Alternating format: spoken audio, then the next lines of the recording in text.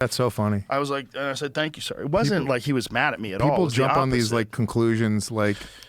Well, that's okay. You know, you're allowed to. But this is the truth. That's exactly what happened. He came to me and he said, it's done.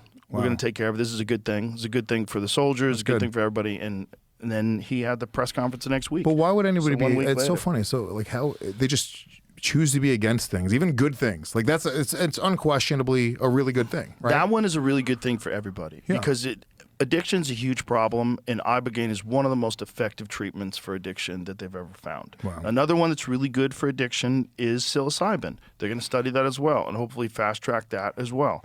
Yeah. That's part of this bill. This bill is all about this executive order. This executive order is all about psychedelic treatments for people with depression, mental health disorders, and it's all to reclassify this stuff. And this is one of the things that I said.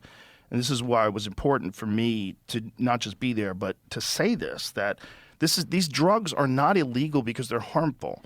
Alcohol is harmful, it's legal. Oxycodone is harmful, it's legal. They're illegal because of the 1970s Controlled Substances Act. Yeah. This is by the Nixon administration. And this is just, they wanted to silence the anti-war people and the civil rights people. That's it. So they said, what are these people doing? Well, they're doing acid, they're taking mushrooms, they're doing this, they're doing that. Said, make all that shit illegal as fuck. Make it the most so they put it all in a Schedule 1. Yeah. Which means it has no medicinal benefit. And I was telling them, I'm like, it has benefit. And not only does it have benefit, it could save lives. Yeah. I get terrified of psychedelics at this point. I used to love them, but I mean, every time, if I take mushrooms, acid, doesn't matter what it is, there will be an hour where I'm crying, talking to God, and thinking about my mother. Every time. Maybe that's what you need in your life. Maybe. I don't know, dude. Sometimes I can just push it down. And I think it should be regulated in the sense that I think we should understand it better, make sure it's pure, and make sure that it's administered by people who know what they're doing. And that's what they're doing at places like Beyond, which is in Mexico. People are going down there and having these Ibogaine sessions.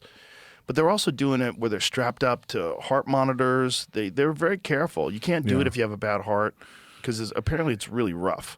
Apparently it's not fun at all. No. Again, I haven't done it.